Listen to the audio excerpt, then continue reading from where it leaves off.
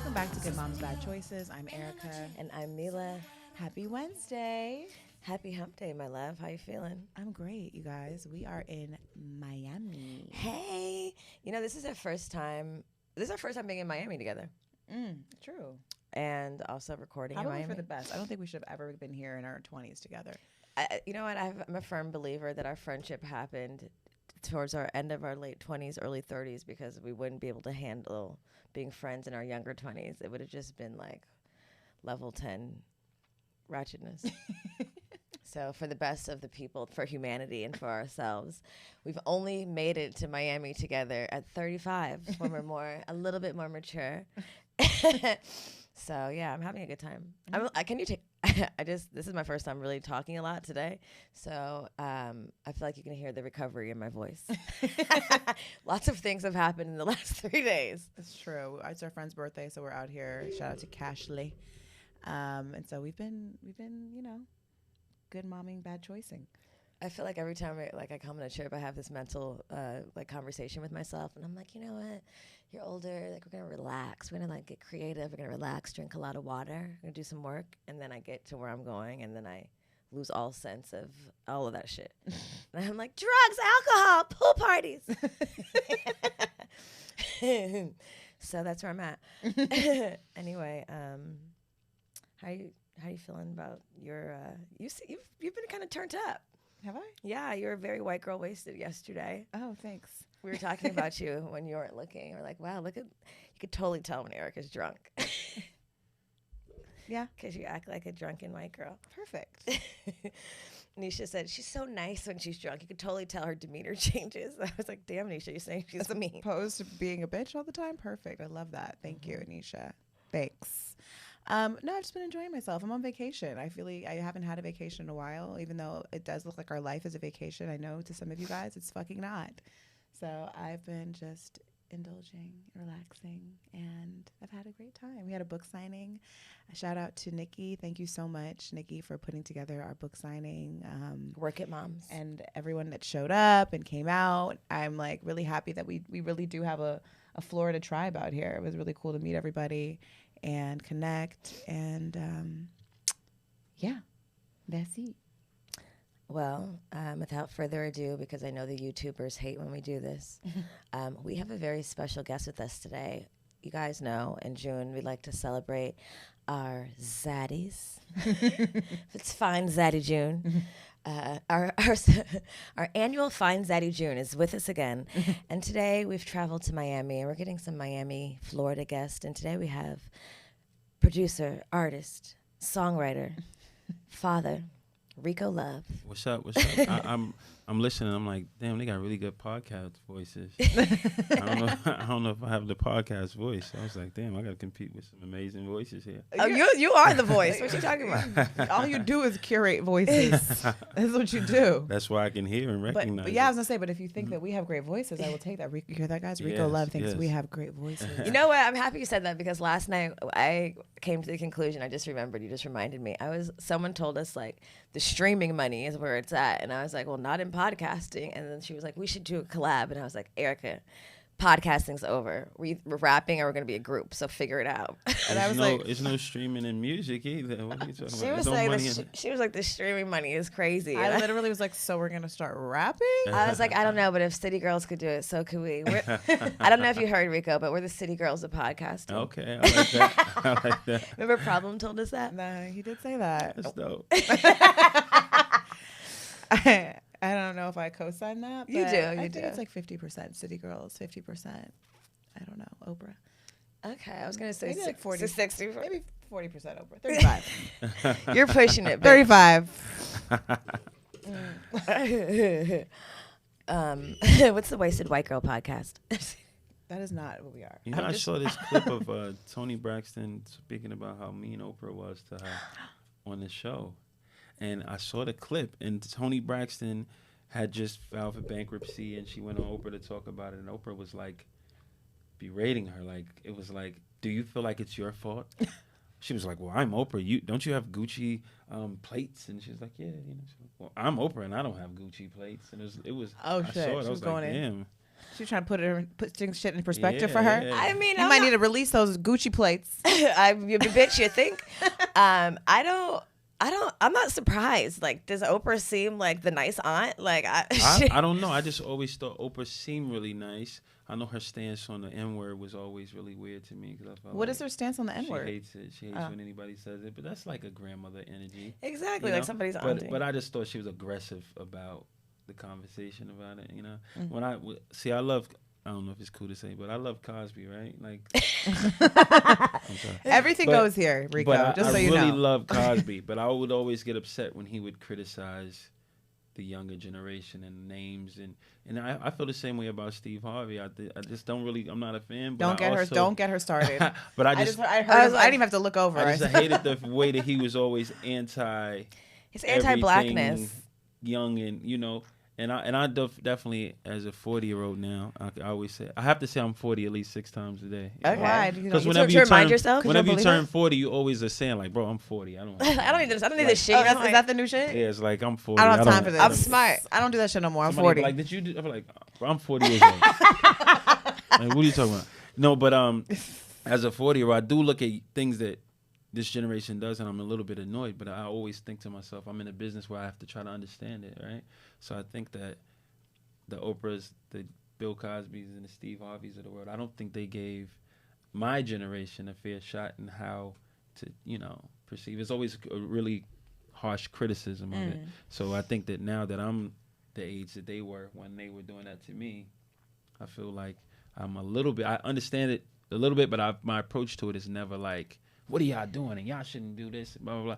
I remember when Bill Cosby went on a tirade about stop naming your daughters LaQuisha and Shaniqua. I remember that. Remember that? And I was so annoyed with that because I'm like, that's not that's cool, not your bro. business. That's somebody's name, and you guys will figure out and figure out a name for some crazy Russian or some like difficult name that you feel like is European, but then you have a hard time saying LaQuisha. It's very easy to say LaQuisha. Just say it. I agree. I feel like we got worse shit to worry about than somebody's fucking name. Yeah. I also feel like there's a thin line too, because some of the shit be some like level 400 nigga shit. I agree. And I'm embarrassed. No, I agree. You know what I mean? Like I get it. Like I'm with the shits, and like I don't like us judging each other. Like I hate that. Like we already got enough shit to deal with everybody else judging us and putting like stereotypes on us, and us walking into a building and have to like battle all those things before even getting to anything. So I hate that we do it to each other, especially like niggas like Steve Harvey. I feel like he's like a performative monkey. Tell the people how you feel. Tell us how you really feel. Tell us I think he made a comment about like he basically he didn't mind like shucking and jiving for the check is what he said. Well, I think that people have hit at his level of success have had to make certain sacrifices and fit into certain boxes, and so they then think that everyone else, in order to reach that level of success, needs to follow the blueprint that he followed, and if they don't, there's judgment there. And also, he comes from a different time too, right? And that's the whole thing, where things were not there. Is very black and white. I get the perspective of I come from this time, and I get the perspective of this is how you should behave, because that part of it I get. But I think that the approach. So when I talk about Steve, or when I talk about Oprah, or even Mr. Cosby, is never like I hate that y'all. I think that the understanding of that the times are different is there. But the approach in which you say it is always there. And I'm a big approach person. Something can turn me off totally, even if I agree with what you're saying. But if the approach is like, bro, like I think we should try to lead with love and be kind first. And that's better. Because what broke my heart about Bill Cosby was like, you're telling people that the reason why y'all not getting these jobs is because you're naming your daughters this and that. And it's like you're telling black people that we can't express ourselves in certain ways, and we can't be unapologetically black because it'll hinder our relationship with corporate white America. And that is not something that a person who's donated millions and millions and millions of dollars to HBCUs should not be, speaking on. That shouldn't be your approach, in my opinion. But it's just like perform. Just give me 1 second. Just sprinkle in there. Just because when you are facing them, you're turning a little bit away from the mic, and I'm not catching you properly. Okay. Just put it better right here. Perfect. Okay, let's start from the beginning. Say the same thing. I think it encourages us to perform. It encourages us to like fit into these boxes and to and unfortunately we've all been like in ways we've all had to be a product of that, right? You walk into the bank, you know how to talk. You walk into a place, you know. But what I find, and this is my biggest argument when like people bring up shit like this, like as black people you can't wear the bonnet, as black people you can't be loud. And of course I've gone to places and niggas doing nigga shit, and I'm completely fucking embarrassed. I'm like, shut the fuck up, you're embarrassing us all.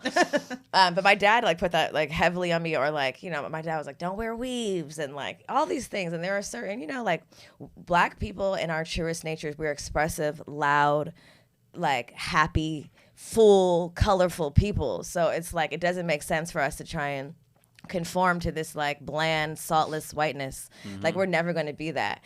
So it irritates me too. And I agree. Yeah, and, some things annoy me across racial line, like regardless. So if I'm on an airplane and the plane lands and somebody gets on the phone and they're like, there's a white guy, and he's like, yeah, we're at Terminal 6. It's like, bro, why are you talking so loud?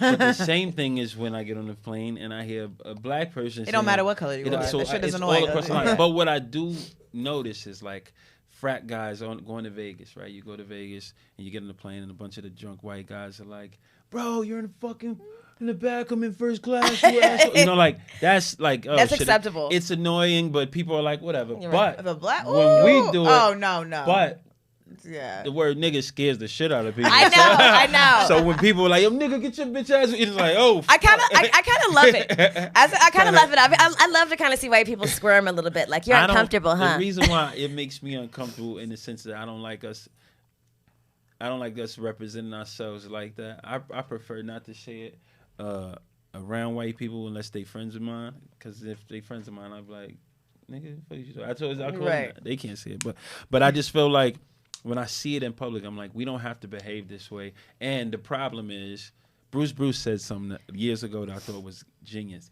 He said if a white man walks in here right now, the difference between perceptions is if a white man walks in here right now and he acts crazy and he's drunk and he's belligerent, we'll say, that white dude is crazy, right? Black man comes and does the same thing. The consensus is black people are crazy. So I always keep that in mind. I always consider, like, even if I'm in a situation where I'll be upset, I always behave myself in a way, understanding that when I do something, I'm representing all of us, even though it's not fair sometimes. Yeah, that's but unfortunate. I definitely keep that in mind. That is a heavy responsibility. But I keep it in mind Yeah. because I want to make sure that nobody can leave the situation and saying, even if it's wrong, even if they're which is most of the time wrong to judge somebody based off one experience or judge a group of people. It's wrong to judge one person off one experience, but it's even worse to judge a whole race of people because of one experience you had with one person on a Thursday night at a club who was upset, right? So I always keep in mind that it does happen, and I know that we can't live certain things down. So I make sure I behave myself even when I'm angry. But I always believe that we don't know who anybody is until they're angry. So I know if I'm a good person, I'm a good person angry, I'm a good person happy, I'm a good person sad. How do I behave in this situation? I'm basing that off of who I am and my character. Your character does not mean the mood. Character is different. It's gonna be my mood can change, but my character can never be questioned. You can never change your character. Your mood can change, never change the character. What? Go ahead. When's your birthday? December 3rd. Oh, you're Sag. Okay, I was gonna say something totally like immature.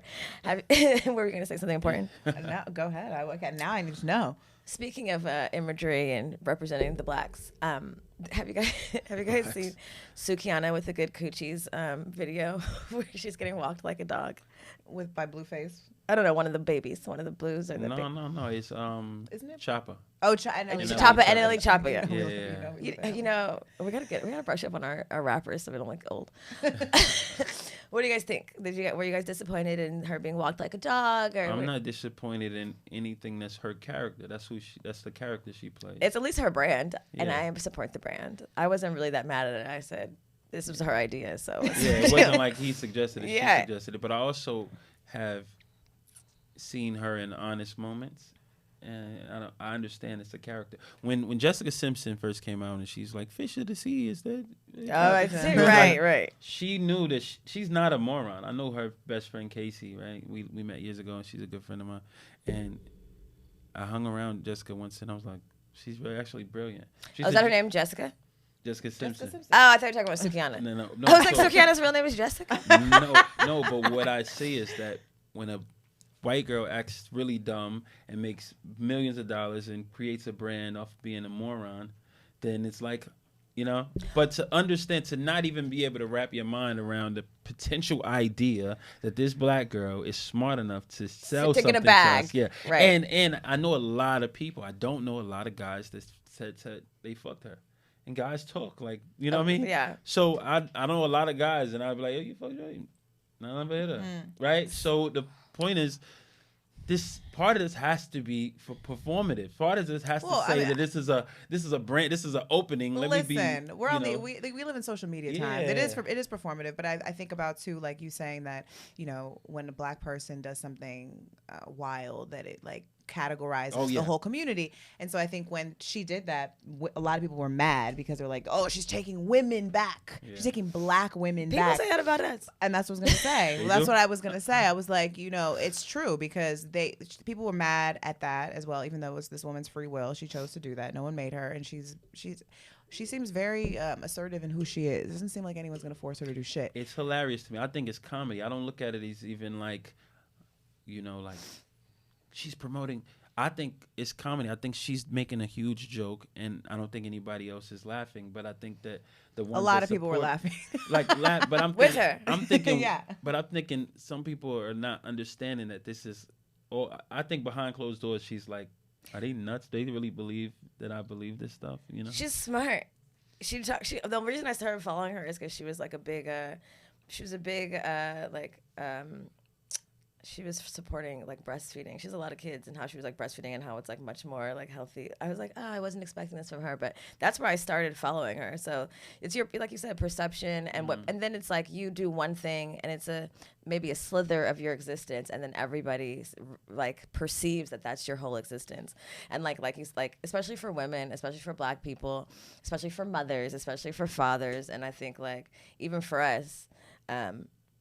We talk a lot of shit. We talk a lot of our business, and obviously, like people, you can listen to us and all 700 fucking hours for the last 5 years, but it's still a very small slither of who we are, you know. But you see a 30-second clip, and I'm like, and that's what when you said earlier, you said you don't like when black people judge each other, and I think that that's the key. Like we have to be able to be open enough to realize that this is a person speaking about one element or aspect of their life at one period of their life, one moment, how we feel. And we also have to understand that sometimes you'll blurt out something just based on the first reaction, and later on you'll think about it and like, I don't think I agree with what I said earlier, right? We have to give each other that luxury. It's almost like a picture, right? When people see like a picture of, I don't know, Nicki Minaj, right? Nicki Minaj, and it's a bad picture, right? And they're like, oh my gosh, she looks terrible. But you just had your friend take a picture for you 50 times. Right. Because you didn't like the way that picture looked. Now, she don't get to tell paparazzi, let's take this picture again. She's just walking and being herself. So I think that we have to be open. And these are moments, these are seconds, these are quick spurts of reactions sometimes that people have. We have to give each other the grace to say, you know, maybe she just was feeling that at the moment. Or maybe she was just a little bit, you know, she just was being spontaneous and voicing out something that may not necessarily be how she views things. And I think with Sukihana, though, I think it's like, it seems very strategic, and I get it. And it's like with Charlamagne. Remember when Charlamagne came out? I hated Charlamagne when he first came out. I know, now he's totally changed. I thought he was gossipy. I remember doing the Breakfast Club. Yeah. He was a troll. I remember doing Breakfast Club a few times, and he would say things, and I was just like, no, bro, you got to give. And he would do it on purpose. Yeah, but I see that now he's coming around. I've always, now I have for the past like maybe 7-8 years, I've had this humongous respect for him, and I know him personally. But I think that to watch the evolution is the key. Like, we should always understand that, okay, I can't hate you or not like you because of this thing I saw you say, and in 2005, and then I see you in 2015 and 2022 and 23, and I'm still like, hold you to I the don't like same- you, and it's yeah. like, no, it's just like this person has, you know, like a evolution, just like I've had an evolution. This person has the opportunity, should have the opportunity to have the evolution. Now, if that doesn't change, then I can maintain my level of annoyance. Well, speaking of evolution, I want to get to know you a little better. I really don't know much about you, Rico Love. So, like, where are you from? What's your story? Obviously, you're a major producer, songwriter, but like, who were you before? It's Have really you always cool been this because like I've like kind, never- open, accepting human? You know, it's really cool. This is super humbling and nice because I've never done anything with people who didn't know me, right? So that's cool because it feels like you can ask me and speak to me from a way and not perceive or assume anything because you really kind of don't know much about me. I'm gonna keep it on it. I'm gonna keep it 100. We did very minimal research, and I said, you know what? We're just gonna talk to him like we do, and we'll And get that's to know cool. him right here. Cool. So I'm a songwriter and producer. I grew up in between Milwaukee, Wisconsin, and New York. My mother's from Milwaukee. My dad's from New York. My parents, I went back and forth with my parents growing up. I write and produce music. I've also Have you always, like, since a child, been into music? Or how did always you- been into music. I started my rap career. I started as a rapper, Okay. and I was signed to Usher as a rapper. That's how I got my start. And then I ended up writing a song on the Confessions album too. So I wrote a song called Throwback on the Confessions album, and I co-wrote a song called Seduction. And that was my first time writing songs. And after that, after the label stuff fell through, I just kept writing songs. So that was never your intention. You're just going to be a rapper, and then you I said, thought "Hey." I was gonna be Jay-Z. And then you were like, wait, I can actually write R&B songs. Yeah. And I then feel like a lot started- of rappers actually are pretty good R&B writers. Well, it's because if you're a lyricist and you can do it fast, you could slow it down. No, I think it's not. I think it's the melodic sensibility. I think a lot of times artists now are forced to be melodic in today's age because that's where music is. So the ones who cut through are usually the most melodic ones. I don't necessarily think that it's an absolute skill in this day and age. I think that some people are extremely talented, but I think in order for a record to work now melodically, it doesn't take much. You know, I think fans now they appreciate the person, and then if the song is okay, we'll accept, we'll elevate, we'll exalt this song because we like you so much. When I hear a lot of great big artists with okay songs that people absolutely love because they love the artist. So it's different. When I was coming up in the business, it was more like if you had a hit, you were golden. Well, you didn't have a lot of, I mean, back then there wasn't a lot of access. You didn't feel like you could know the artist. It almost felt like they were like this bigger than life person, which they still are, but because of social media, you can actually go on their page, see their TikToks, get to know them, people fall will in love with literally- them. So that when they put their music out, even if it ain't that great, they're like, well, I fuck with them on social. I'm invested. Whereas before, it's like, you don't really know this. You really got to fuck And with the Mystique music. was really cool. Like Yeah. the fact that Yeah. that I didn't know Whitney Houston, even though she was my girlfriend. Like, but the fact that I didn't know her was really cool. It made me like, wow. Or the fact that the distance between and I was obviously very young. The distance between the Thriller album and the Bad album was 8 years. And that was like anticipation. I can't wait. Now, if you don't put out a record every at least 2 4 or years? 5 months. Oh, yeah, 4 or 5 months. Or Oh, like, true. or something. Is or it we like don't see that? 4 to something. 5 months? Yeah, Shit. a new act has to put out music at least every other, month or quarter, right? And something, a project. And then established act, you can't go too long. Beyonce has that luxury, you know what I mean? Because she's Beyonce, and also she has to do other things within that time because it's in a what have you done for me lately era. But I think that when I was coming up in the business, it was a level of mystique. It was a level of I don't know much about you, and that's the beauty of it.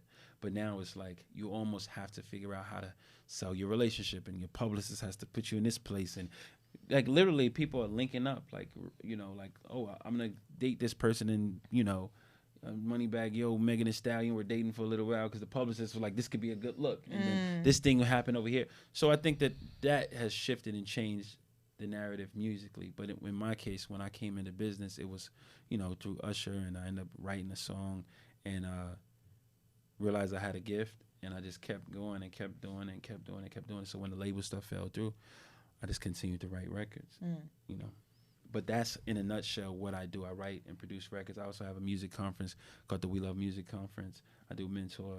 I mentor up and coming producers and artists. Up until very recently, was the vice chairman of the Grammys. I'm actually the vice chairman of the Grammys until June 1st. Oh, Oh, good. you still are. Yeah, so I have to could say that. But I'm also the chairman of the BMC, which is the Black Music Are the Collective. Grammys rigged? No. Because they be pissing me the fuck off. No. But all right, so I'm gonna ask you this. I'm gonna Ask him on June 2nd. Listen, No, I'm gonna ask this, you this comes out No, after just a second. this comes out after June 1st. Keep it real, Rico. No, tell me. I want to ask you this: How does the Grammys work? People vote? Who votes? The industry? Right? Who votes? Not the people. Not the who?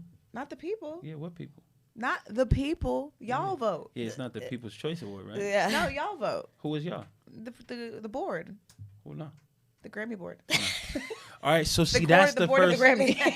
That's the first step, right? That's the first step, right? When you're watching a basketball game, you can say the referee is cheating because I know who is officiating the game. A lot of people say, "Is the Grammys rigged?" And then I ask them, how does it work? And you guys have no clue, right? Well, is it? I just feel like there's people in there that have, it's in their best interest for certain people that they Who? know. Who's best interest? I don't know, like for different. You're a producer, right? So wouldn't it be in your best interest for one of your artists So to then be nominated? why haven't all of my artists been nominated? Because there's other producers that are also on this board that also want their people. Okay, in there. so which one of them has their artists in it?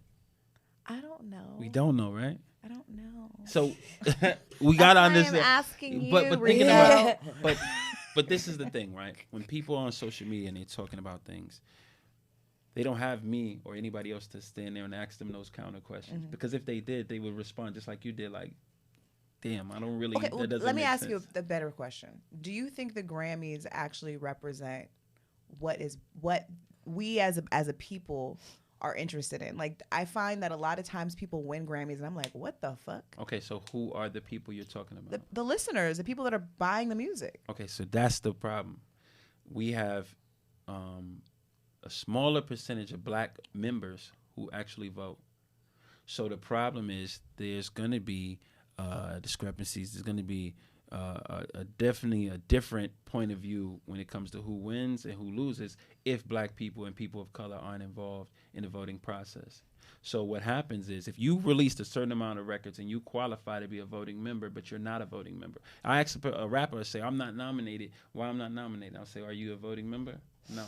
How do you It's your become a friend voting member? All right, you go down to Grammy.com. You click. No, I'm very serious. Go to Grammy.com right now. You click the little 3-slot tab on its corner. Thing's gonna open up. It's gonna say membership. You click membership, and it's gonna show you where you can qualify. Every March you can qualify. March 1st is where the deadline ends, but between February and March you can become registered to be a voting member. And so many people qualify to be voting members. If every black artist, all of their engineers, all of their producers, their management, everybody who qualifies signed up to be voting members, then when the ballots come around, when nominations come up, you can submit yourself and to be there. The thing about the Grammys is it's not about who's the most popular. So when people say, why wasn't such and such nominated? They had the biggest album. And then you'll say, well, why this person won? Because it was a better album based on the voting members. Now, sometimes it's situations where Adele wins album of the year and she says, I don't deserve this, Beyonce deserves this. But it's not because there's a bunch of white people in a little small room saying, we like Adele better, it fits our narrative. No, it's because the voting members are more familiar with that Adele record than they are that Beyonce record. And sometimes they don't vote for what they listen to, they vote for who they recognize.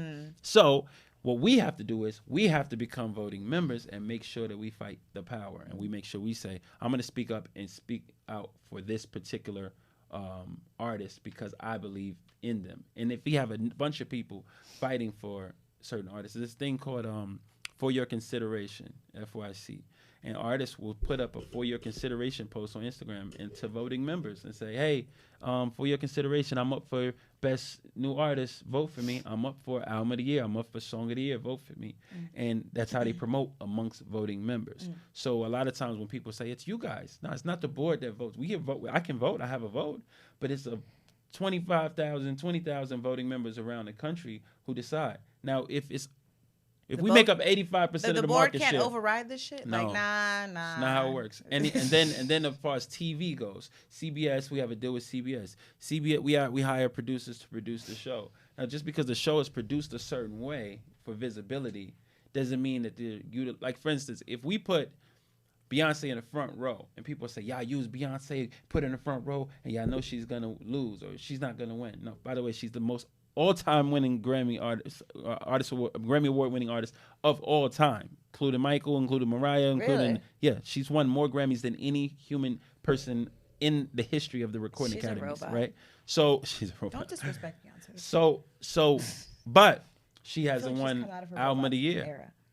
She's never won album of the year. So why is that? Because I believe that sometimes those voting members are gonna go with people they recognize.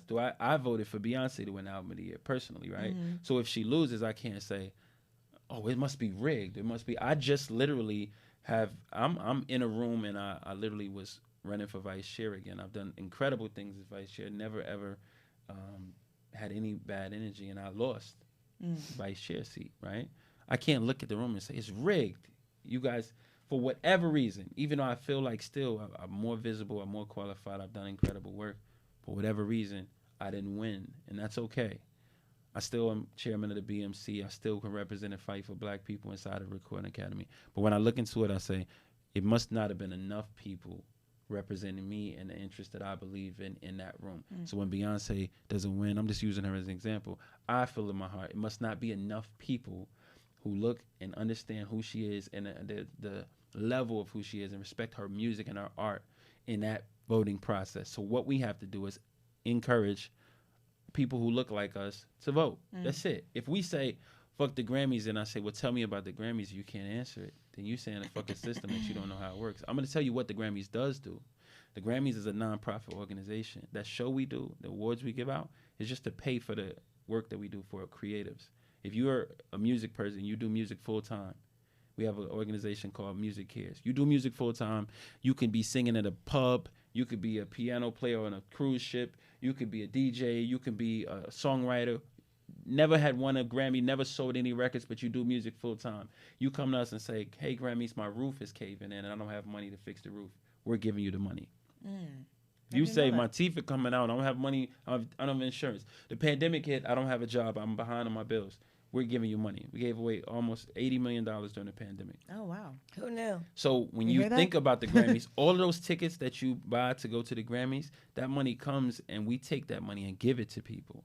But I think people of color have no clue that exists. And that's why, and if you want to say, if anything, I'll say that can make some people uncomfortable when I go out and speak to our people about how it works.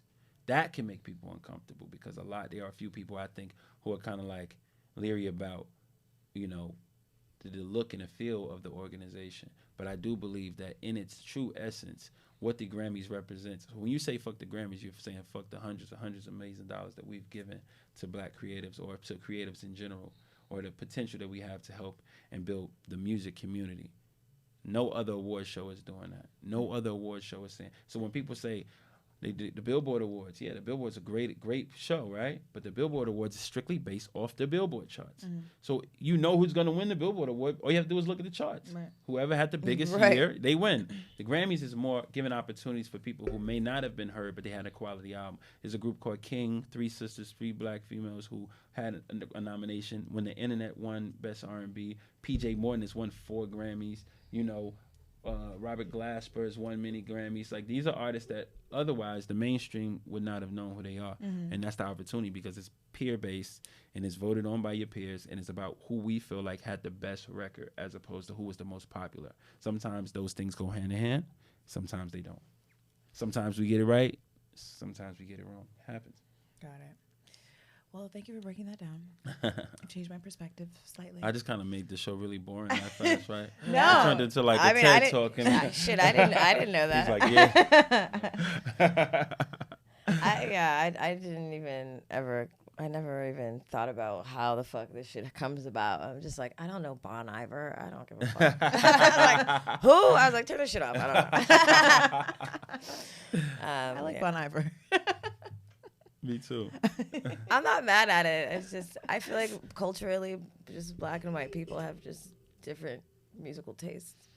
It's just like, maybe a lot of white boys at those rap shows. That's a fact. Yeah, and they've been able to take that. The problem is that we don't give hip hop its just due.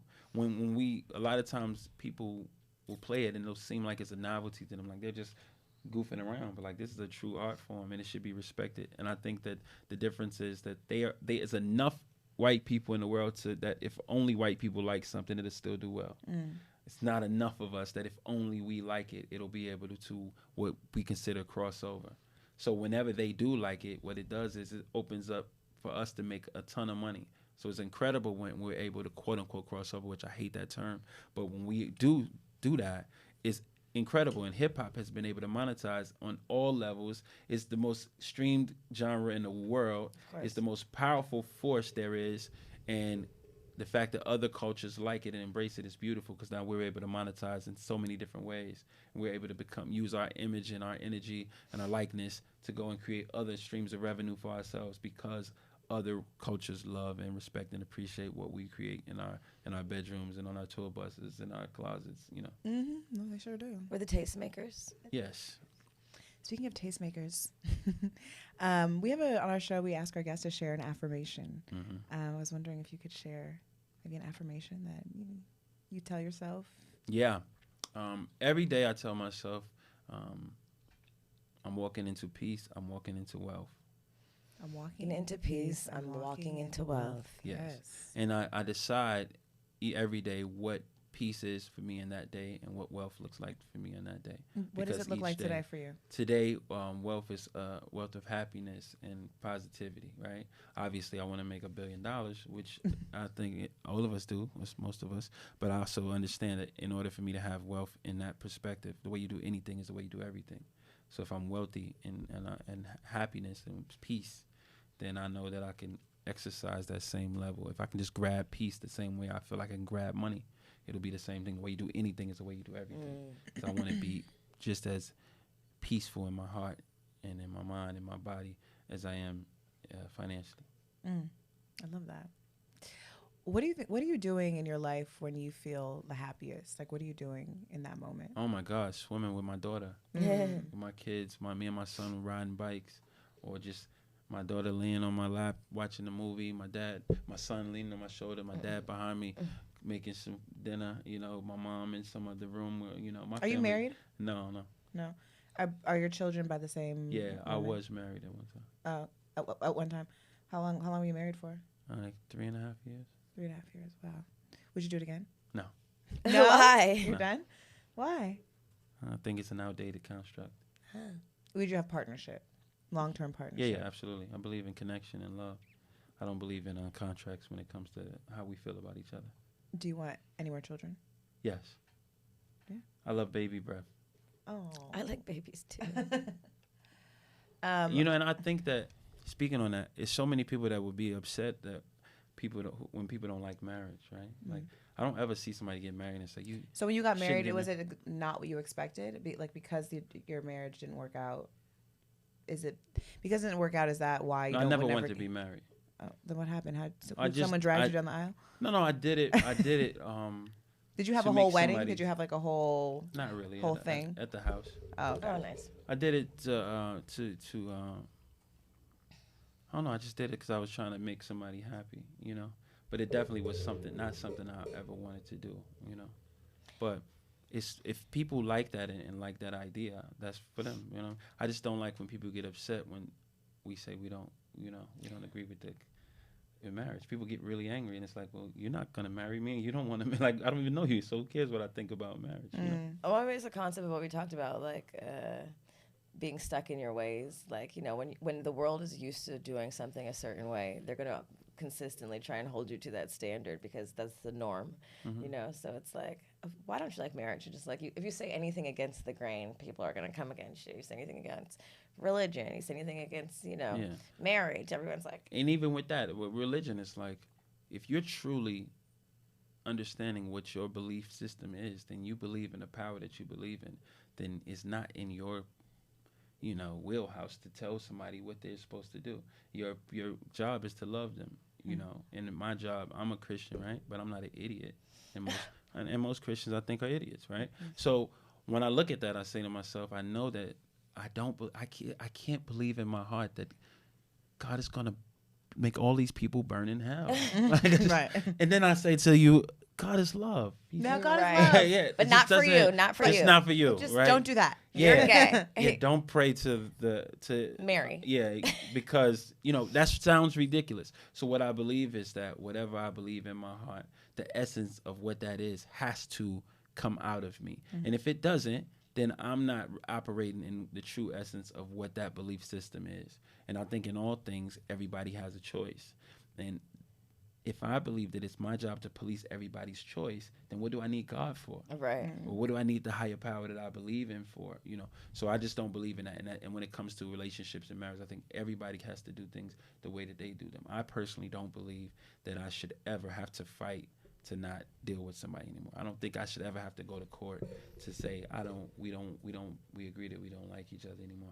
We're better off. We agree that we don't like each other. No, We are both you here to help tell us? you that we don't fuck with each other anymore. We'd like to end and this we like union. to pay You. these And but people. we're gonna pay them to make sure that you know we don't fuck with each other. Yeah. That to me is crazy. That to me is ridiculous, Yeah. But Are your parents married? No, not anymore. Okay. But they're friends. So, I mean, I'm just curious only because, like, sometimes, we see our parents' marriages not work out. Like, for me, neither one of my parents have ever been married. And so for most of my life, I never, ever considered marriage, never wanted marriage because I just haven't seen it. I haven't seen it, literally. Do you think that because your parents were married and you did see that was kind of maybe also why you said, all right, well, I'll get married. This seems like the next thing to do. No, I never ever wanted to. As an adult, So it was purely just to make someone happy. You Yeah. had no interest in marriage. You just did it I made purely it very clear. I'm pretty sure 60% of men get married to shut the woman to shut the fuck up. No, that's definitely what happened. I'm pretty sure. But I also do understand that and I don't fault my kid's mom for wanting to be married even though when we first met, we both said didn't want to be married. But I think that sometimes outside pressure, like when you're posting this happiness and you're like in this great place, then somebody in the comments is like, "But you don't have a ring." Oh. That's what we see, and I think that's the problem that the pressure that people put on women is like, "But you're not married. He didn't marry you. He didn't." And it's like, Well, why? that's why'd you have this baby? He didn't marry you. Yeah, exactly. Well, first of all, That's on you. That's your problem. Oh, he left you. It's because you had a baby. He It's didn't marry exactly right. It's You like, see but that so so did much. he, bitch. Yeah, But it's men like- do that shit to women all the time too. I mean, shit. Well, every post we I'm talk just about talking anything, about- men are like, "Well, yeah, that you're not married." But that's why you had a baby without. That's why he left you. It's Yeah, like, but I think they suckers too who do that. Like I think course. anybody, I don't like again. I'm across the board with stupidity, right? Yeah. I just see it as stupidity, right? And I think that anytime you try to put pressure on a person, and that can be overwhelming. So I can't look at my kid's mom and say she made me marry her. No, I think that she felt something, and I think that people put pressure on her to make me feel like this was. But I did it. I made that decision, even though I knew in my heart that was a decision I shouldn't have made. But the best part about any of it is that how it protects me and when it comes to my children.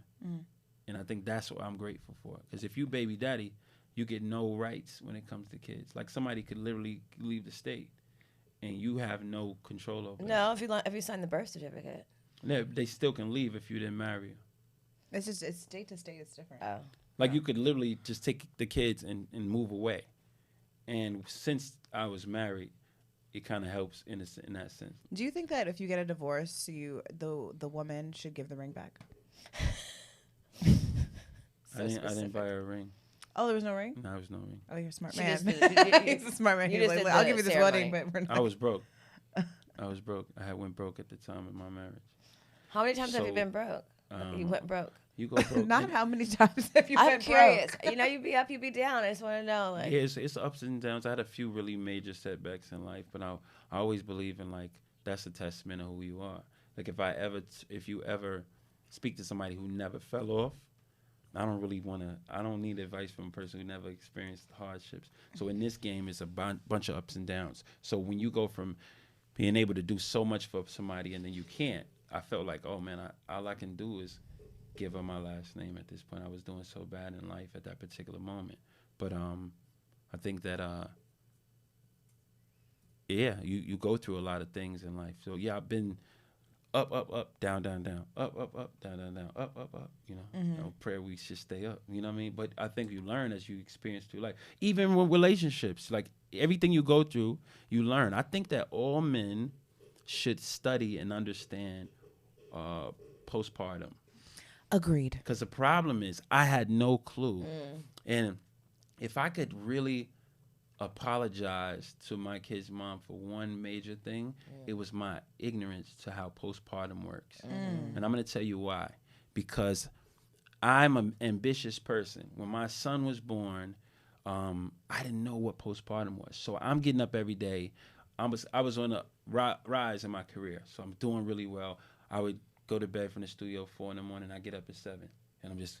And then you see somebody in the bed till 3. And you're thinking, she's not ambitious. She's like lazy. Like, get up. What are you doing? Like, And so she had a career. I funded her career. Do this. Come on. And I didn't understand it, right? So it changed the way I perceived and acknowledged her. And I didn't notice till I went to therapy. And my therapist helped me through it, because what he did was he said, stop talking about what somebody did to you. Even if somebody did something to you or made you feel this way or called you names or did all these things, what about you either keeps attracting this, or what about your actions cause them, whether it's right or wrong? Somebody could say, I believe we behave how we're supposed to be. We should behave how we want to be treated, not how we are treated. You get what I'm saying? We should behave how we want to be treated. Even if somebody doesn't treat you in the way that you want to be treated, it's still your responsibility to behave how you would like to be treated. But I also understand that sometimes people are going to respond to how you made them feel. It's still their response and it's still their choice. And it's not my fault that you're responding that way. But you still have to understand that maybe to them, something I did to them made them see and view me this way. Okay? So let's start there. What happened was I didn't consider her in certain conversations, in certain places and situations in my life, in certain, scenarios. I just didn't, because I didn't have a respect for who she was. Why? Because I thought she was lazy. I thought she wasn't ambitious, not realizing this woman is depressed. She's going through postpartum. So throughout the relationship, as the relationship got longer and longer and longer, anything in life, I subconsciously didn't think that her opinion meant much. Mattered. Because you weren't respecting her role. I thought she wasn't ambitious. I thought she was, and I would look around. I'm doing this, so no, not just me. Other women around me in my life who I did business with, I would see them just have this vigor and this hustle. So I thought she didn't have the hustle. Now, cut to when my daughter's born, and then life kind of got wonky for me, and my money got crazy, and I'm still getting up and I'm grinding. And what is this person doing? In bed, not motivated, not working. Not realizing, you idiot, she's pattern. Fucking sad. Yeah. She's going through something. She don't know what's going on with her. Yeah.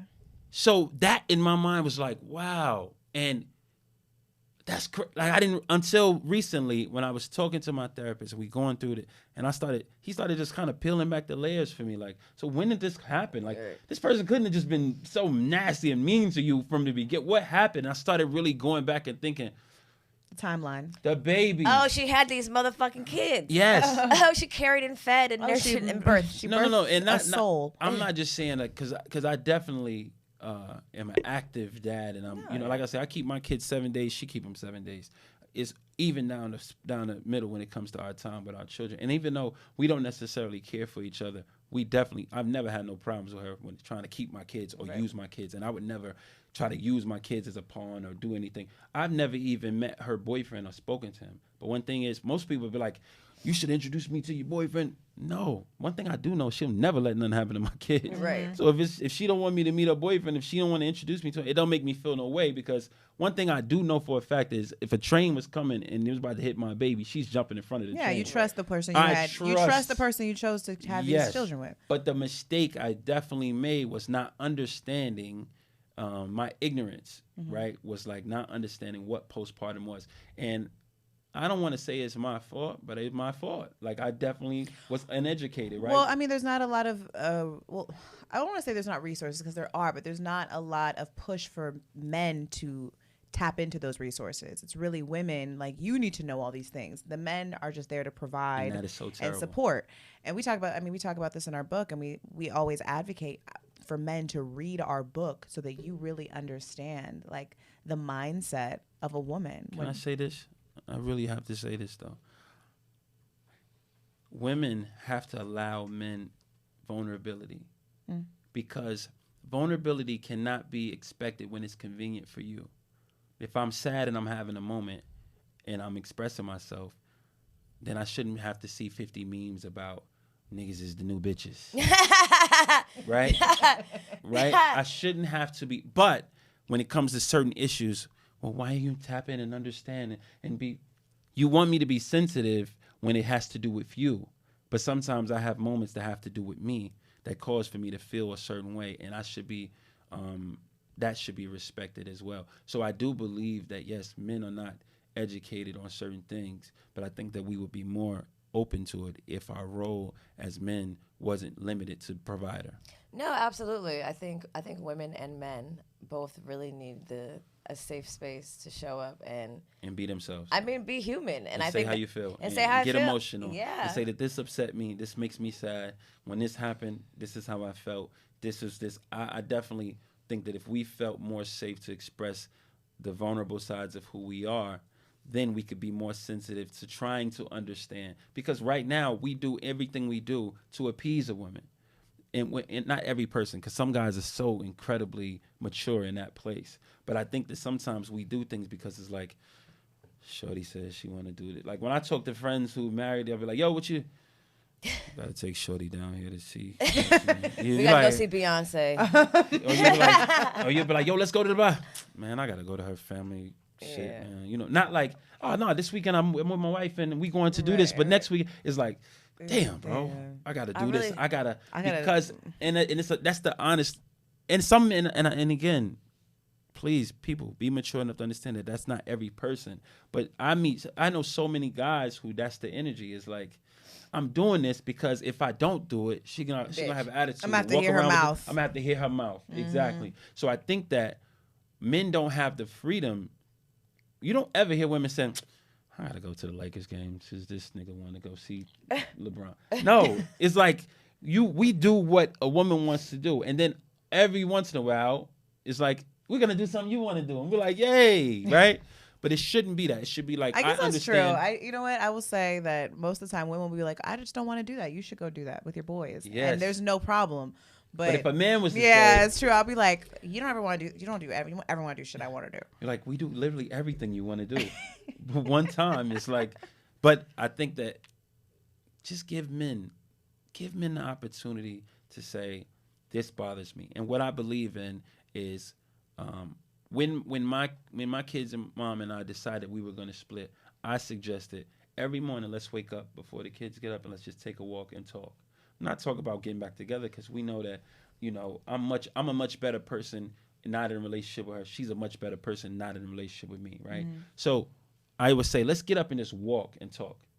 And let's express how we feel. The problem was we should have did that in the beginning of the relationship. Now, I'm not saying that that's not why it didn't work. I don't think we're meant to be together, right? But I do believe that the next relationship I get in, I'm going to implement all of the things that I went through because we went to couples therapy. And I remember being so excited when the therapist said, you guys just get up and walk in the morning. And I was like, I said that.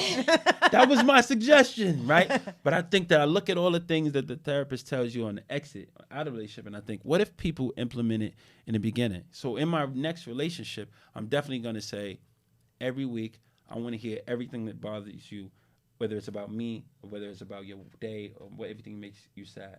All I ask is that I have the same luxury to be heard in that sense. And also, every time a man says something about how something makes him feel, and you did it just now, Erica, you know what you did? What did I do? You said, well, guys do that too.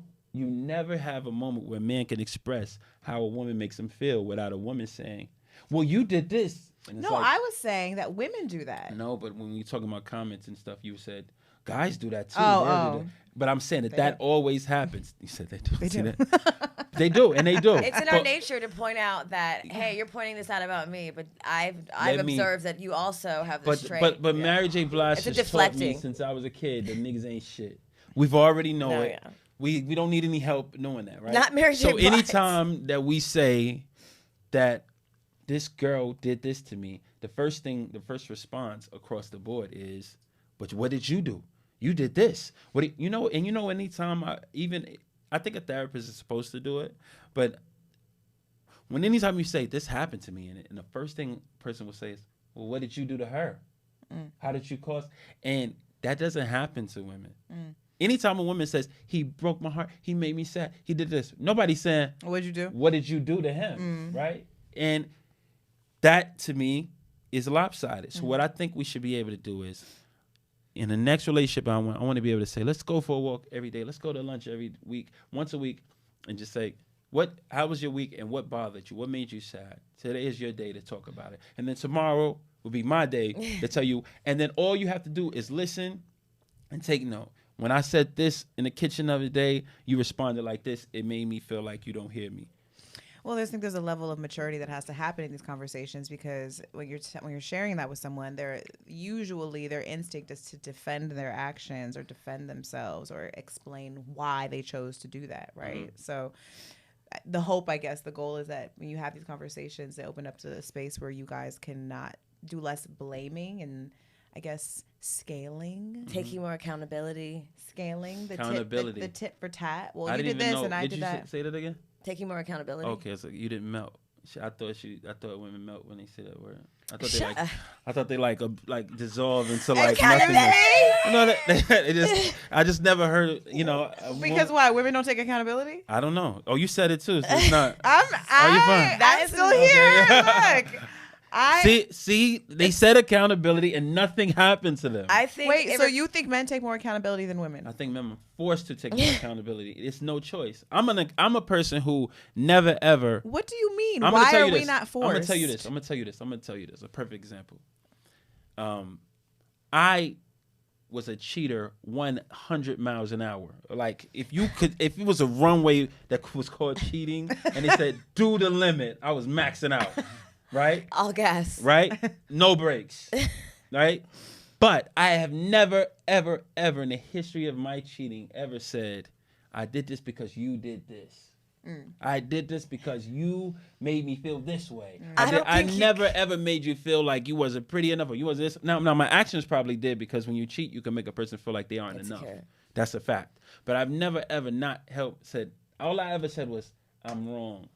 And I apologize. So when women cheat, we say it's because... I'm not going to even say cheating, just in general. When we do things, we usually say it's always because of this. You know what? It's funny that you say this, because I've had this conversation last night with someone, and a man, and he said the same thing. Like, I made the choices that I wanted to make because I wanted to make them. You made choices you're telling me that you've made choices because it's something I did. Yes. And I was like, kind of. Yeah, exactly. And he was like, no. That's not how life works. I'm going to tell you this. If a person spits in my face, right? And I think this is, oh wait, can I just say something? This is how men and our brains are so different than men's brains. Yeah. Like, because women, we are just more emotional. We are emotional. Everybody's emotional. We're reactionary out of our emotions. Yes. Where men are not. Yes, so this is the so key. Much. Every person in the world, I'm glad you corrected that. Yes, we are all emotional. Every person is emotional. But how we respond to that emotion shows the level of either maturity or spitefulness. No, or you have the ability to. A man is not. If a man was to respond on how something makes him feel, we call him a bitch ass nigga. When Tyrese gets on camera and cries. We say, this nigga's a sucker. If a woman does that, we say, speak up, queen. Tell him. If a girl was to leave court and say, this man is trying to take everything from me and blah, blah, blah, blah, blah. When Mary J. Blige is going through her divorce and all this stuff, and they said, he expects her to give him money. What? Right? If a man was to do that same thing, it's like, yeah, what? Pay that lady. She probably put up with so much from you. So I think that it's not about the accountability is forced on us. We don't have a choice but to be accountable because nobody feels bad for us. If a man is broke and a woman is broke, the difference is the woman feels like this is not supposed to be happening to me. So much so it's like, don't text me, I got bills due. Don't date me and say don't send me what's up text if my bills is this much. What? I can't. Or they'll tell him, I had a good close friend of mine. It almost made me cry because this guy is not dating anybody, right? This is one of my closest friends. He doesn't date. He got a kid, he got a daughter, and his kid's mom, I don't know what their situation is, but he doesn't date. And I say, why not? I'm not where I want to be financially. And most people would say amen to that. But I said, bro, love is something that shouldn't make you feel that way. You deserve to. What if the person that's meant for you is going to trigger something or give you an idea or do something or help you in a way that's going to accelerate your life to where it needs to be? You're rejecting the idea of finding love because society has made you feel, especially black society has made you feel like you don't deserve Love a girlfriend until because you don't have money right now. That is insane to me. Now, do you deserve to be, does it make sense for you to take a bunch of trips and do Go all on this shit and go to, dates? no, Yeah, no. but you should be able to find somebody you care about. When a situation happens to a man, it's like, how do I figure this out? When a situation happens to a woman, not all women, by the way, so everybody's in the comments just going to say, I'm not like that. Not all people. It's like, this is not supposed to be happening to me. And that is the difference. And as men, we don't have the luxury to not take accountability for things. We don't have that luxury. And if we do, we are called every name in the book. Women stand up for gay rights and gay men and gay thing all the time, right? But as soon as a man does something, he might be gay. I think he gay, right? As soon as he's sensitive. But that's your best friend. But you'll use that as to insult a man because he's acting in a way that's expressing how something made him feel. I think that's some women. I don't think that's all. You said that. I did. See? I see? heard you. I'm going to tell you, I have to say this. I went through a situation in my relationship, right, where my feelings were hurt. I was devastated. I was just like crushed. And I went through, this was in 2018. First of all, I was so sad that I wasn't heard. I've never, ever, ever, ever considered suicide until I felt not heard. I contemplated killing myself, not because of financial woes, not because I was getting cheated on, was because I felt like I wasn't heard. By your partner? Yeah, Okay. and by everybody. I don't want to put that pressure on my kid's mom because I'm not the type of person that's going to sit around and say, But I definitely think in all levels of my life, I was helping the artists I was working with, management, my relationship. Every point of my life, I was feeling like people were just not hearing me or my feelings didn't matter, right? And I think that an openness to share how something makes you feel, right, gives you a freedom that people don't even understand. What I also believe is that the luxury of being able to provide or being safe enough to say that this thing hurts me, this thing affects me, this thing makes me sad, and somebody can hear you out and give you a hug and say, I don't understand how to help you through this, but I can just be here. But I'm not going to make you feel uncomfortable with that. If the first thing we do in our society is criticize any man who feels something, then every man, even if he's not going through it at that time, subconscious, he's going to look at that and realize when it's his turn, when he goes through something, I know I can't even say that. I don't have that luxury because as soon as I do it, even men do it to men. Bro, you a man, bro. Why you doing this? So when I went through this situation, I'm going to go back to that. When I went through this situation, I got on social media and I didn't realize at the time everything I was saying was subliminals. This was around 2018. I was on some real sucker shit. Like, I ain't gonna lie. I have to be honest. I was on some, like, everything was a sub to shorty. Like, while I'm in the same house as her. Like, you know what I mean? I was like, all the memes, the memes, everything. And every meme, I was just like, I made a whole album called Even Kings Die about it. Because I was just that hurt. I just didn't feel hurt. I felt like, and I was just subbing. And obviously, now I have a rule where I don't, anything I'm going through, nobody would ever know. I don't post anything that has to do with relationships or hurt or this or somebody. Even if it's a funny meme that I think is hilarious, I will not repost it. Because I don't ever want to be that person again. Because it was embarrassing. It was embarrassing because somebody came up to me around the time this was all happening, and a good friend of mine, he was like, "You all right, bro?" See, I be on your IG every day. You got something to say about you good? Like, so I was like, oh shit, I'm wearing this shit. I went through it. I had a Kanye moment where I was just every day, like literally for like 3 or 4 months, I was just nonstop everything, right? And I think that one, I just don't think it's becoming of my character, so that's why I don't do it. But I also believe that when women do it, it's an amen section in their comments, right? And they have that freedom. Men don't have the luxury to ever even feel that way. You know what I mean? I was caught every name in the book by her friends and crew, like, oh, he acting like this. But when it's turned around, I think men should just have the opportunity to express how they feel. Not on Instagram. I think that wasn't becoming, and I'm not proud of that moment in my life when I was behaving that way. But I do believe that I should have a safe space to express that I'm hurt. I don't think it's my place to tell my business or talk about what. But if that's what you wanted to do, that's what you wanted to do. I mean, I think that I just don't think it's classy across. I think that men have suppressed their board. emotions so much that when it does come out, it comes out a bit Bitchy, like a messy. Bitch. Yeah. And so a lot of times people don't know what to do with it because this person has suppressed for so long, and then it's just like blah, blah, blah, blah, blah. Exactly. And then you're like, whoa. But it's like, if the more that you're able to express and the more you're able to be vulnerable, the mess starts to clean itself up, and you're able to really understand, like, okay, this is how I'm feeling, and this is what I need from you. But a lot of times men can't do that, or they don't feel like they have the space to say, so do hey, you think me doing that was good in the sense that I'm able to learn and grow from it? Exactly. Absolutely. You had to do that in order to reflect back and say, yo, That's like, something I never want to do. I never want to do it again, but I needed to get it out, and I'm glad that I did. But maybe a different outlet. Maybe. But what I really wanted was to talk to the person I was dealing with, and I wanted to be heard. But you couldn't. So instead, you just because one thing I don't do is I don't scream at women. I don't call them names, and I never hit a woman.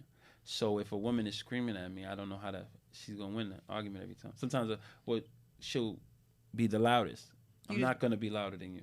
It's just not gonna. And then she gets more mad and she starts yelling more because what the fuck? Yeah. I'm not going. So I think that kind of handicaps a person like myself because I don't express. I know guys who in what looks to be fun relationships because they fight like crazy and they both get to get everything out. I'm not trying to say it's good, it's healthy, it's very toxic, but at least they both get to express themselves because he'll say, "Shut the fuck up, bitch." Blah, blah, blah.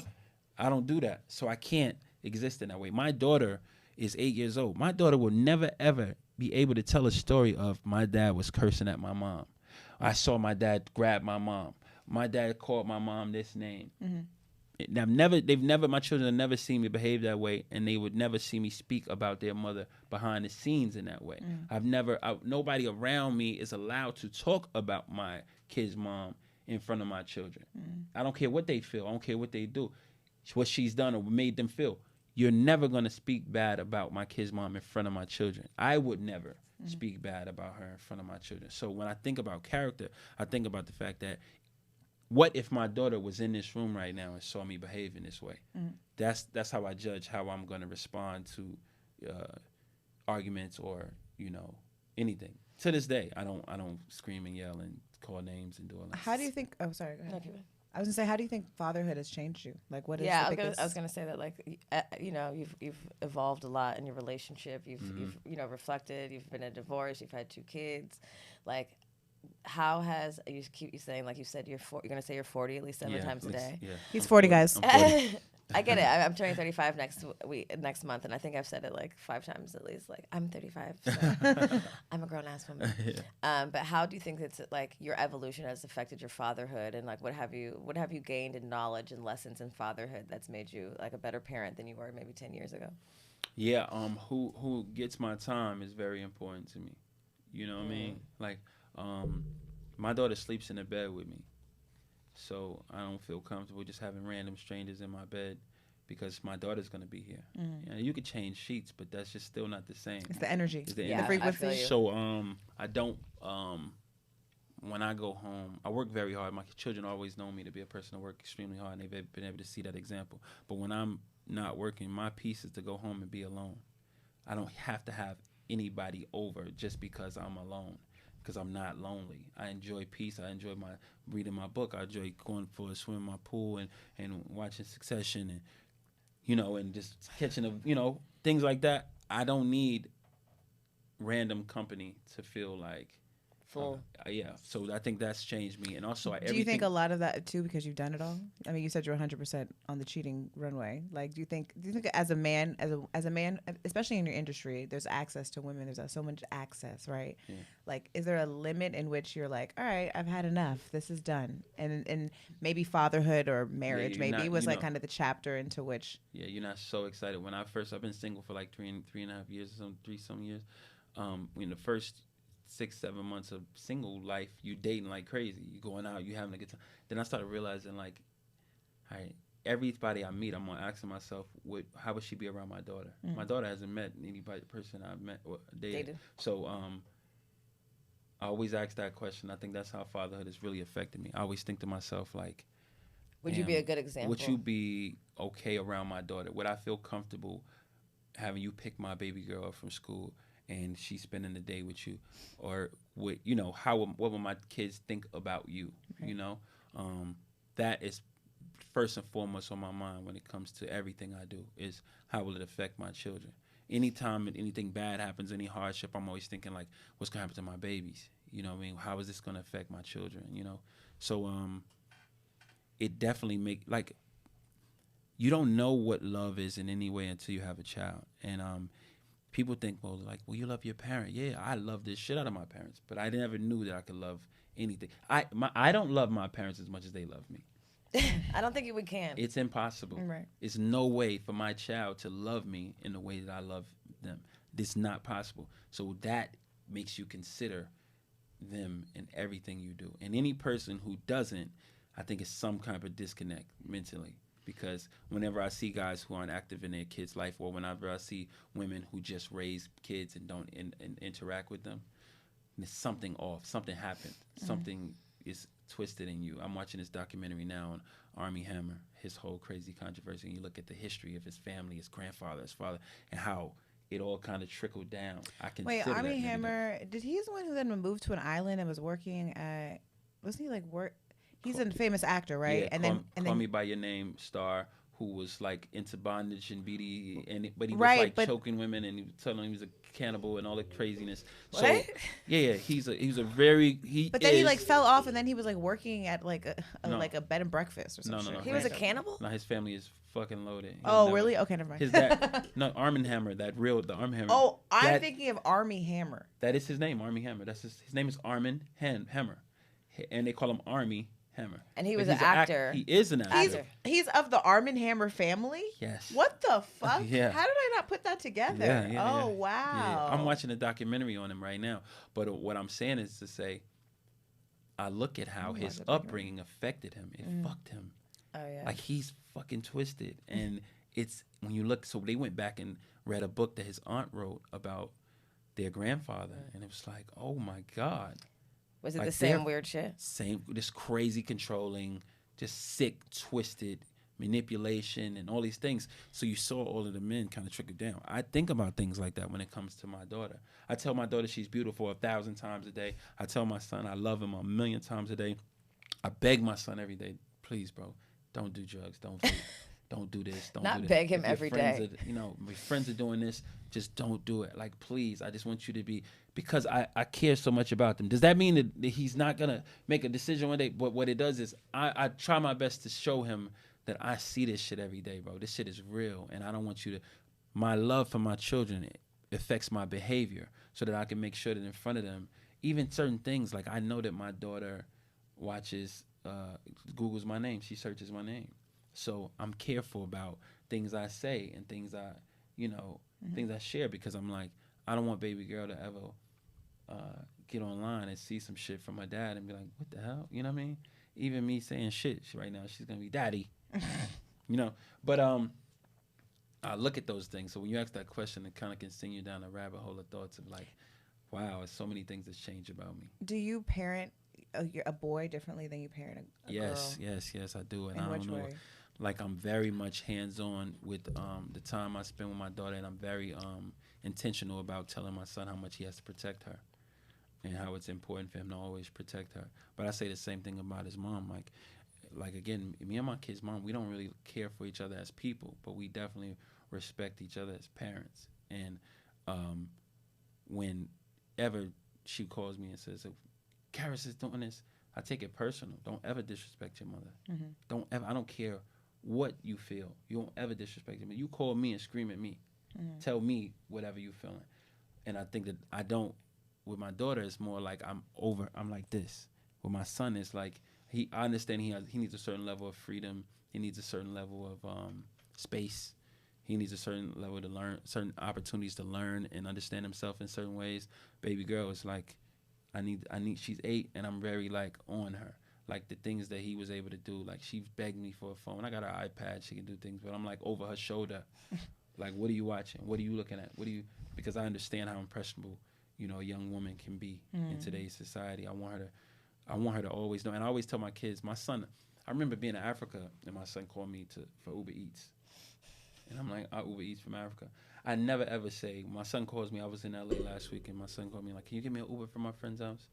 I don't say, why your mother can't take? I'm always, yeah. Because I want him to understand that anywhere he is in life, in a good situation or a bad situation, call me. If I told you not to do something, you did it, call me.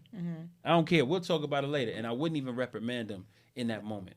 Give it a few days and say, bro. Yeah, because you want to leave that line of communication. I want him to feel safe. Yeah. So when it comes to that, that's what the difference. But with my daughter, I'm more like, nah, I'm going. Like, where you at? Like, my son, I dropped him off to a birthday party when he was 8 or 9, you know? My daughter's 8. I'm never dropping her off to You're walking in that bitch. I'm there. I'm there. Where's because the parents? I also understand little sick moments and you know, perverts can strike in an instant.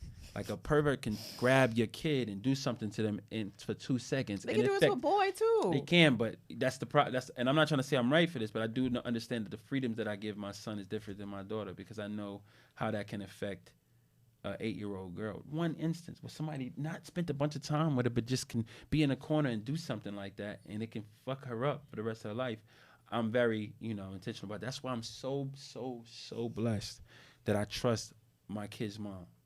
I don't have I don't care where they at, what they doing. I'm not into what niggas was around. I don't care who was over there. I know for a fact she not letting nothing happen to them kids. That's the that's the most incredible. I couldn't ask for anything more than that. We can hate each other for the rest of our life. I'm blessed to know that my children are safe and they're not in my presence. Well, people act that's a thing. You know, people have kids with people and then turn the other turn crazy. But it's like at the end of the day, if you lay down and decide to have a kid with somebody, let's hope at the very least, minimally, you trust them to care for your kids. Yeah, you know, and it sucks sometimes. Like you have kids young and you didn't really think the shit through, and you're like, damn, you're kind of way dumber than I thought.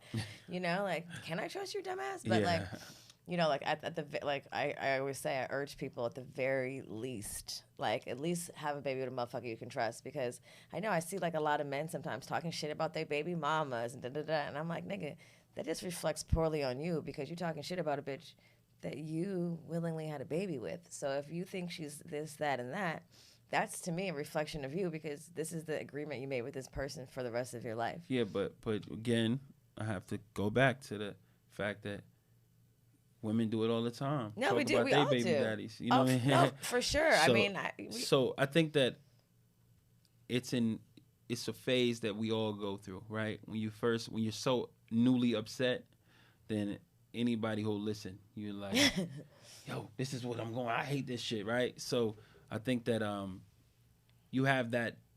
You still can express that disdain for whatever the actions were, but you make an incredible point. Like, you should be able to say, and that's how I judge anybody I date now.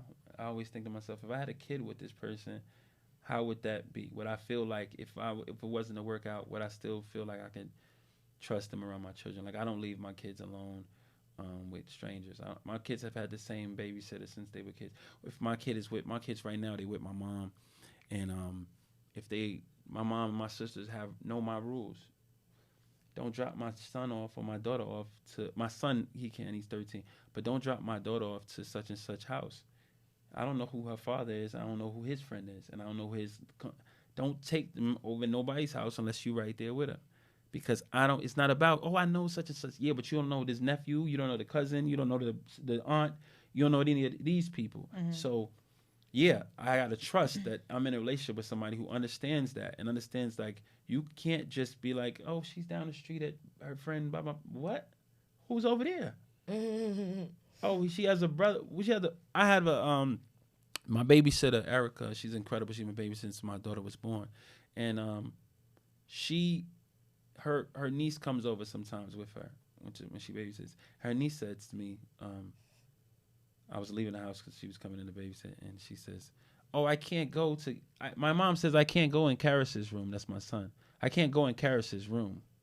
I'm like, you fucking right. Yeah. You know what I mean? Somebody was there to tell her, That even though my son would never do nothing like Right. that, they don't know my son. Right. Yeah, they know your rules though. That's the rules. Yeah. My mom said I can't be over here if it's just us because I can't go in Karis's room. You know, kids just to offer volunteer information. Let me tell you what my mom told me. And I think that's cool. But if you don't trust that, you're right. You make an incredible point. You don't trust somebody to raise your children or trust their character, trust who they are.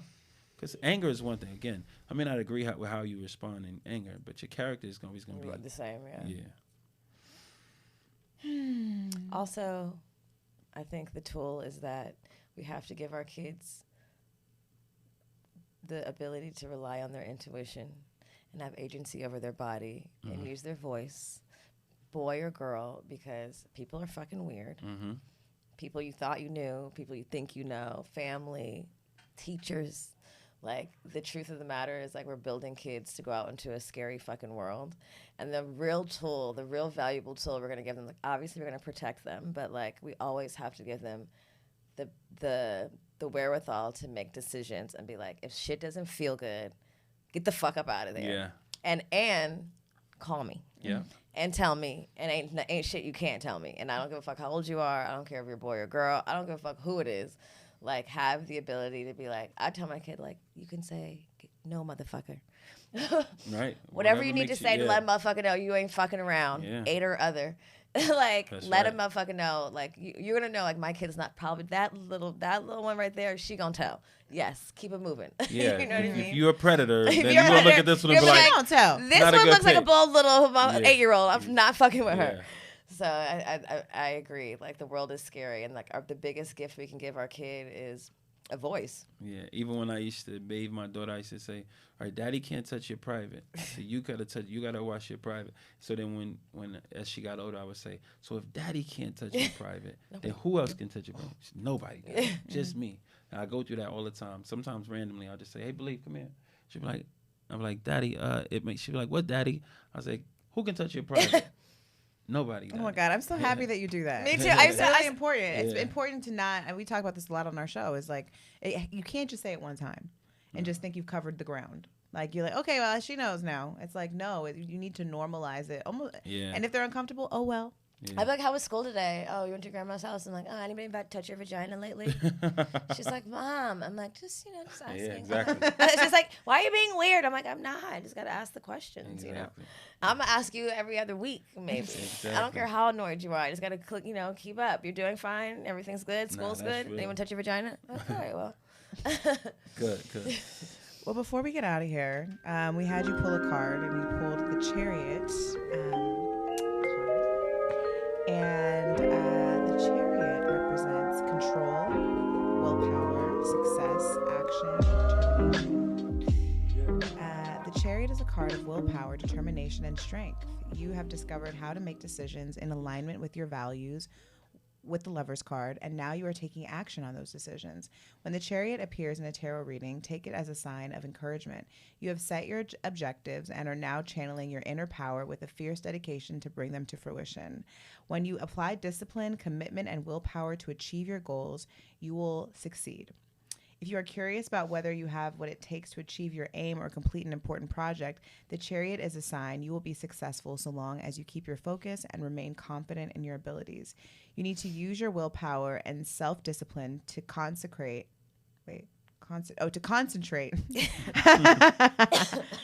Consecrate too. To concentrate on the task at hand. You can't cut corners. You can't cut corners or take the easy route, or you will fail. Instead, see this endeavor as a test of your strength and conviction, and recognize that victory is within your reach, but it's up to you to follow through. You seem pretty disciplined. It seems like that applies to you. I can see that. I can see you being the Chariot. Willpower, determination, Yeah, speaking your language. I like it.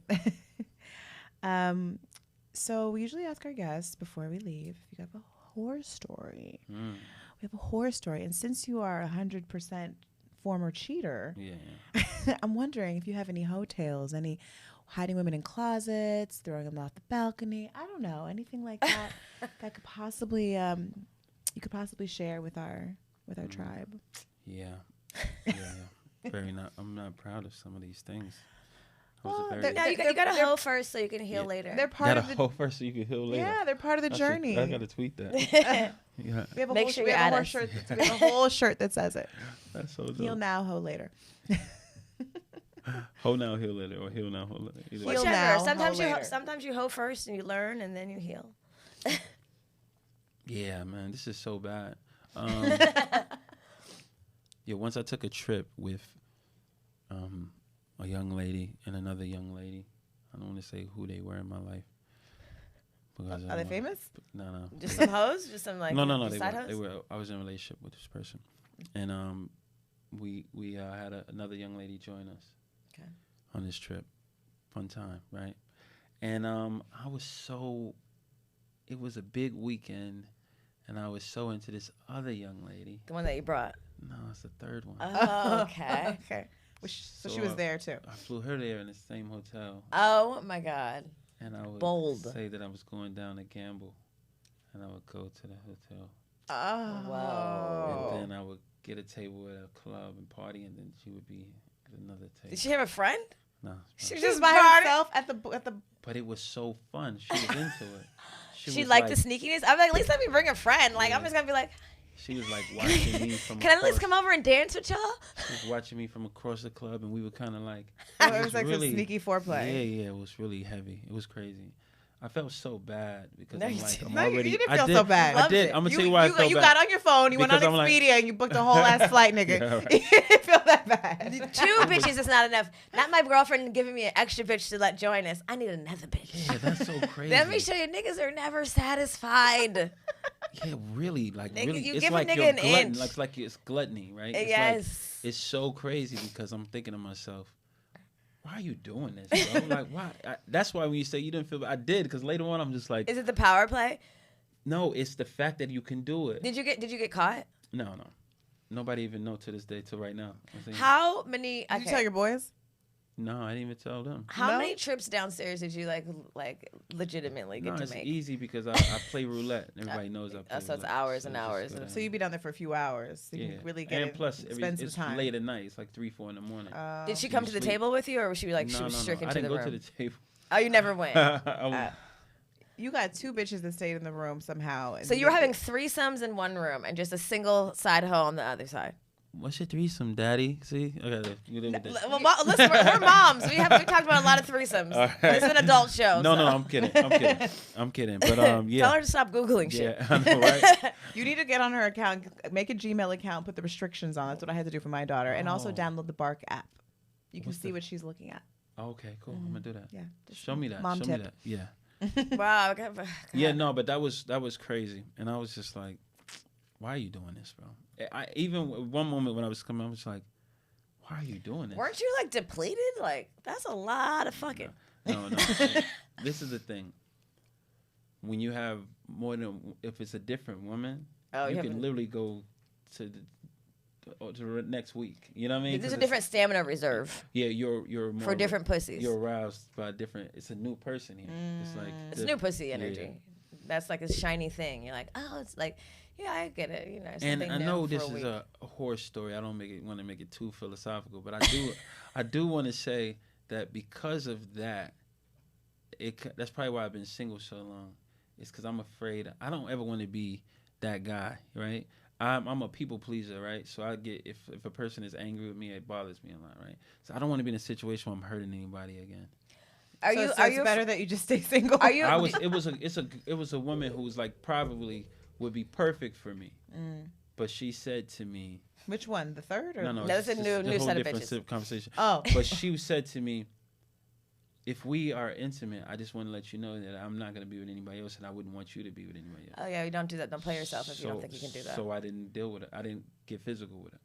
And after that, she would be like trying to, and I'm like, I'm not. Now she wants to. Because I don't want to be in a situation where you can feel like I did something to you.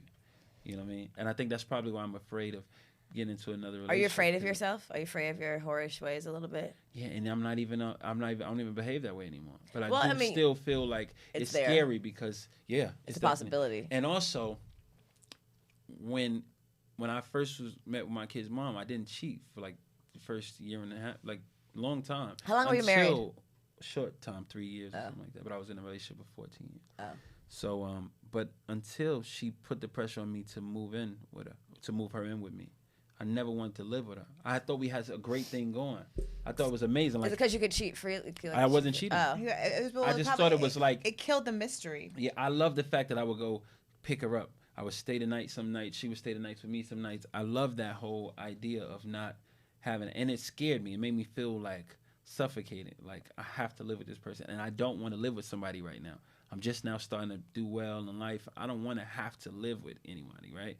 So I think that that's what the relationship represents for me now. It's like, oh shit, that's a real commitment. I have to talk to this person every day. Like I have to make sure I do this. I have to make Requires sure work. I have to spend vacations with them. I have to go. This is oh shit. And I like to be alone. I travel a lot by myself, you know?